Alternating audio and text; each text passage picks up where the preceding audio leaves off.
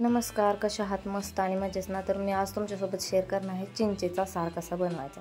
तर त्यासाठी मी चिंच 10 ते 15 मिनटं पाण्यामध्ये भिजत घातली होती. तर भिजल्यानंतर 10-15 मिनटं झाल्यानंतर त्यातली मी चिंच पिळून बाजूला तर हा चिंचेचा रस जो आहे तो 1 कप आहे. तर मी इथं कढई तापाय ठेवली आहे.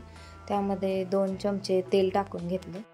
तेल चांगलं गरम झालं, त्यामध्ये टाकली मोहरी चांगली तडतडू दिली. एकदम थोडंसं जिरं टाकून घेतलं, कारण मी लसणामध्ये जिरं बारीक केलं होतं आणि कढीपत्ता पण भाजून घेतला.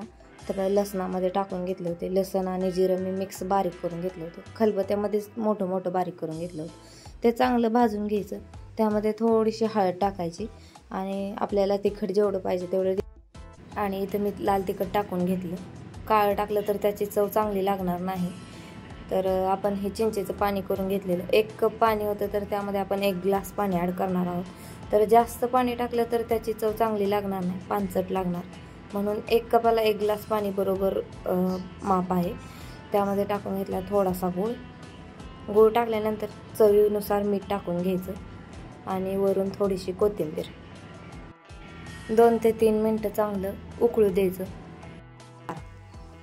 अशा पद्धतीने सार आपला तयार झाला आहे. उकळला आहे पण बघू शकता तुम्ही. आणि त्याच्यासोबत मी भात अगोदरच तयार करून ठेवला होता. गरम चिंचेचा सार आणि गरम भात.